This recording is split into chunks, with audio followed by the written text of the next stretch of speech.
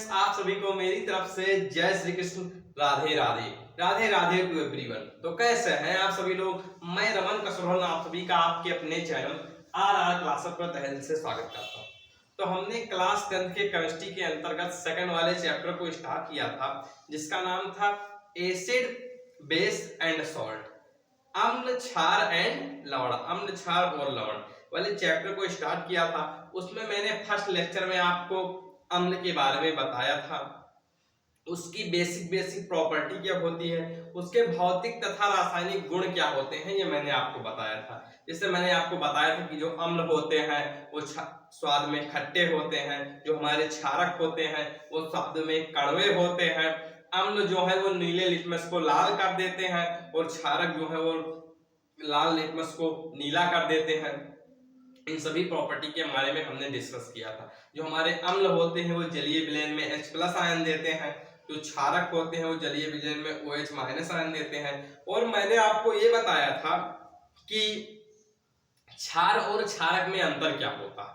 हमारे जो क्षारक जल में घुलनशील होते हैं उन्हें हम क्षार कहते हैं। और इस वीडियो में हम अम्ल और क्षार के कुछ और प्रॉपर्टी के बारे में डिस्कस करने जा रहे हैं। तो आई होप कि आपने पीछे वाला लेक्चर देखा होगा, आपने उसको कॉपी में नोट्स बनाया होगा और अच्छे से रिवाइज किया होगा। अब हम बिना टाइम वेस्ट किए इस वाले लेक्चर को स्टार्ट करते हैं। तो इसमें हम अम्ल और क्षार के कुछ और प्रॉपर्टी को आगे बढ़ाने जा रहे हैं। जैसे जो हमारे अम्ल होते हैं, अम्ल वह रासायनिक पदार्थ होते हैं जो प्रोटॉन दान करते हैं। क्या करते हैं?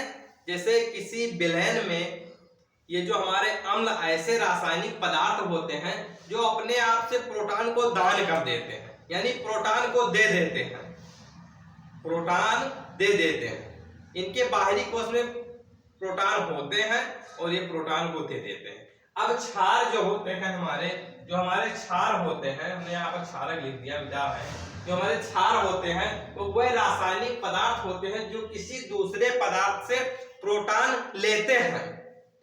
ये जो हमारे अम्ल है ये प्रोटॉन दान करते हैं और जो हमारे क्षारक हम किसी दूसरे पदार्थ से प्रोटॉन ग्रहण करते हैं, प्रोटॉन को लेते हैं, उन्हें हम क्षारक कहते हैं। अब ये जो हमारे अम्ल होते हैं जो किसी जलीय विलयन में विद्युत धारा का प्रवाह करते हैं।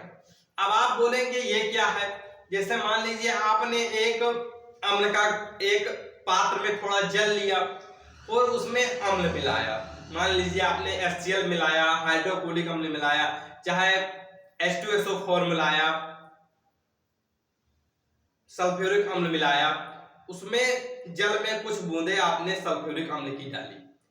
अब जलीय विलयन में विद्युत धारा का प्रवाह, यानी कि अगर आप एक बल्ब लेते हैं, उसके दोनों सिरों को दो तार से जोड़ते हैं और उन तार को उठाकर किसी विद्युत से जोड़ने के बाद और एक तार के सिरे को आप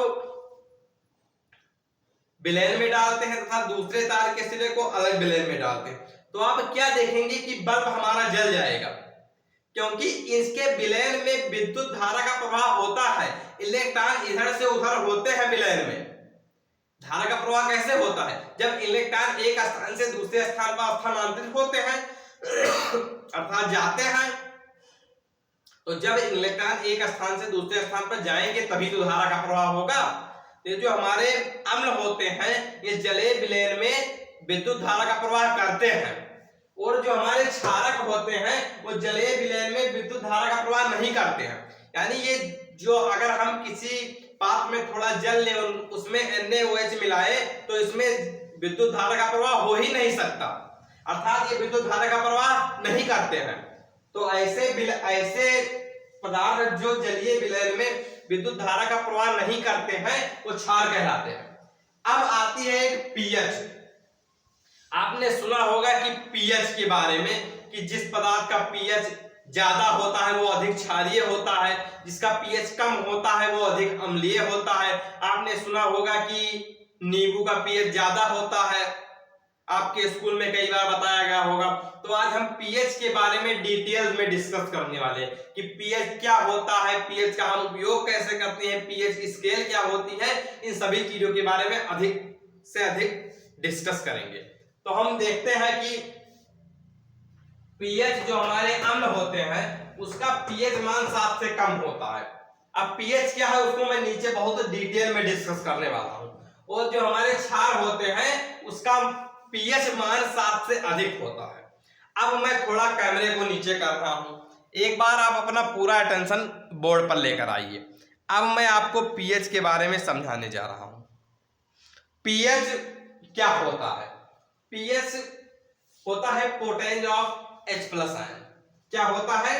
पोटेंज ऑफ H प्लस आयन। जो पीएच का फुल फॉर्म होता है, P का मतलब होता है पोटेंज और H का मतलब होता है H प्लस, यानी पोटेंज ऑफ H प्लस आयन। जो कि हमारा पोटेंज है वो जर्मन शब्द है। पोटेंज जो है वो जर्मन शब्द है और जिसका अर्थ है पावर, बोले तो शक्ति। क्या है? पावर। पोटेंज का अर्थ क्या है? पावर। अब जो हमारा पीएच होता है वो पीएच एक स्केल होती है। पीएच क्या होती है? एक स्केल होती है। जैसे आपने बचपन में स्केल देखा होगा जिसमें 1 से लेकर 15 तक सेंटीमीटर हम उसमें नाप सकते हैं, उसी तरीके से हमारी एक स्केल होती है पीएच, जिसमें 0 से लेकर और 14 तक मान होते हैं। 0 से लेकर 14 तक नंबर्स होते हैं। अब ये जो हमारा बीच में 7 नंबर होता है, अगर किसी पदार्थ का पीएच 7 है तो वो हमारा उदासीन है। किसी पदार्थ का पीएच अगर 7 है तो पदार्थ हमारा उदासीन है। और 7 से कम, अगर पीएच 7 से कम की ओर इधर की ओर जाता है तो हमारी अम्लता बढ़ती है। अगर पीएच 7 से कम हो जाएगा, 7 से कम की ओर जाएगा तो अम्लता बढ़ेगी। जैसे मान लीजिए हमने यहां पर, ये मैं थोड़ा मिटा रहा हूं, यहां पर लिख रहा हूं। मान लीजिए हमने यहां पर टेस्ट ट्यूब बनाई, 2 टेस्ट ट्यूब बनाई। मैंने कहा कि इसमें जो विलयन है उसका पीएच 5 है, उसका पीएच 5 है, और इसमें जो विलयन है उसका पीएच 2 है। तो मैं आपसे बोलूंगा कि इन दोनों हमारी टेस्ट ट्यूब है उसमें में से अधिक प्रबल अम्ल किस में है? तो आप तुरंत बताएंगे कि सर जिसका पीएच 2 है वो अधिक प्रबल अम्ल है। क्योंकि जब हम पीएच 7 से कम की ओर जिस तरह बढ़ते हैं, 7 से कम की ओर बढ़ते हैं तो हमारा अम्लता बढ़ती है, यानी अम्ल प्रबल होते जाते हैं। तो यानी हमारा ये जो है जिसका पीएच 2 है वो प्रबल अम्ल है, जिसका पीएच 2 है वो प्रबल अम्ल है। अब हम देखते हैं, और ये हमारा जिसका पीएच 5 है वो दुर्बल अम्ल है। अब अगर हम 7 से आगे की ओर बढ़ते हैं, अगर हम 7 से आगे की ओर बढ़ते हैं तो हमारी क्षारीयता बढ़ती है। यानी अगर हम किसी पदार्थ का पीएच 8 बताएं और किसी पदार्थ का पीएच 12 बताएं तो जो जिसका पीएच 12 होगा वो हमारा अधिक प्रबल क्षार होगा, अधिक प्रबल क्षार होगा। यानी अगर हम दो टेस्ट ट्यूब लें, एक टेस्ट ट्यूब हमने यहां पर ली, एक टेस्ट ट्यूब हमने यहां पर ली, दोनों पर हमने, ये किसके उदाहरण है? अम्ल के। यहां पर हमने अम्ल की बात की है और इसमें हमने, इन दोनों में हम क्षार की बात कर रहे हैं। इसमें हमने जो पदार्थ डाला है उसका पीएच 9 है और इसमें हमने जो पदार्थ डाला है उसका पीएच 12 है। तो अधिक प्रबल क्षार कौन है?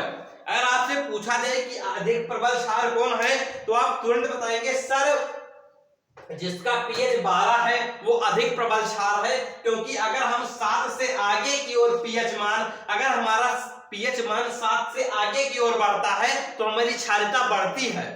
यानी अगर किसी का पीएच 8 है और किसी का पीएच 13 है तो जिसका पीएच 13 है वो हमारा अधिक प्रबल क्षार है, जिसका पीएच 13 है वो हमारा अधिक प्रबल क्षार है। और अगर किसी पदार्थ का पीएच 7 है तो वो पदार्थ उदासीन है। अगर किसी पदार्थ का पीएच 7 है तो वो पदार्थ उदासीन है।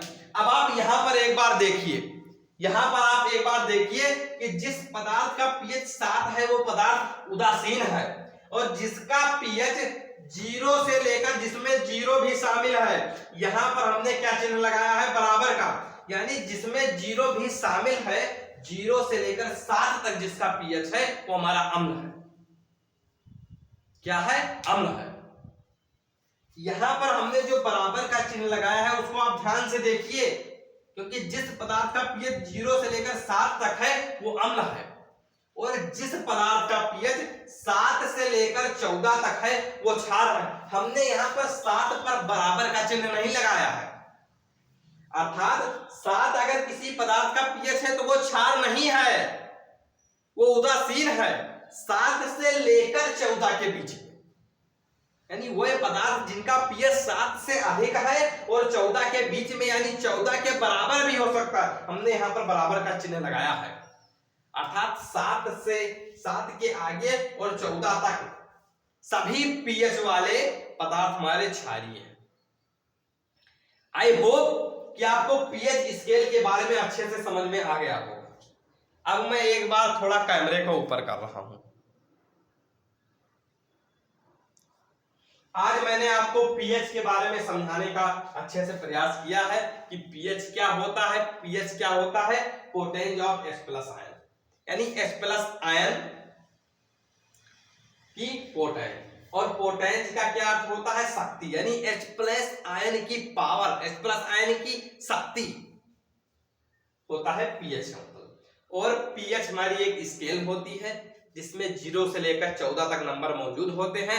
1 से लेकर 7 तक, 7 हमारा जो होता है, 7 किसी पदार्थ का यदि पीएच है तो वो उदासीन है, और अगर 7 से कम की ओर पीएच जा रहा है तो वो हमारी अम्लता बढ़ रही है। अगर इधर से इधर की ओर जाएंगे, 7 से हम इधर की ओर जाएंगे तो हमारी अम्लता बढ़ेगी, और अगर हम 7 से इधर की ओर जाएंगे तो हमारी क्षारता बढ़ेगी। और जिस पदार्थ का पीएच 7 है वो उदासीन है। जैसे हमारा जल है H2O हमारा जल है, तो इसमें H+ और OH- आयन दोनों विद्यमान है। और मैंने आपको बताया था कि अम्ल और क्षार आपस में अभिक्रिया कर उदासीन हो जाते हैं, लवण और जल का निर्माण करते हैं। यानी जब अम्ल और क्षार आपस में अभिक्रिया करते हैं तो उदासीन हो जाते हैं। तो H+ आयन OH- आयन को आपस में अभिक्रिया करके रिजेक्ट कर देता है, यानी हमारा जो जल होता है वो उदासीन होता है। अब आप जल में नींबू मिलाकर ले आए, बोले सर इसका तो स्वाद खट्टा है सर, ये तो अम्ल है। तो मैंने शुद्ध जल की बात की है, अशुद्ध जल की बात की है, जिसमें कोई पदार्थ बाहर से ना मिलाया गया हो, वो हमारा जल उदासीन है। तो आई होप कि आपको यह वीडियो लेक्चर अच्छे से समझ में आ गया होगा। मैंने आपको बहुत अच्छे से समझाने का प्रयास किया है। आई होप कि आपको अच्छे से समझ में आ गया होगा। अगर आप हमारे वीडियो लेक्चर में पहली बार आए हैं तो आप वीडियो को लाइक करिए, चैनल को सब्सक्राइब करिए, बेल आइकन को प्रेस करिए, ताकि रोज आने वाले वीडियो की नोटिफिकेशन सबसे पहले आपके पास पहुंचे। तो फिर मिलते हैं नेक्स्ट वीडियो में नेक्स्ट टॉपिक के साथ। तब तक बने रहिए आप मेरे साथ। आप लोग खुश रहिए, मस्त रहिए, और जी जान लगाकर अपने बोर्ड की तैयारी करते रहिए। तो फिर मिलते हैं नेक्स्ट वीडियो में नेक्स्ट टॉपिक के साथ। तब तक के लिए बाय बाय, जय हिंद।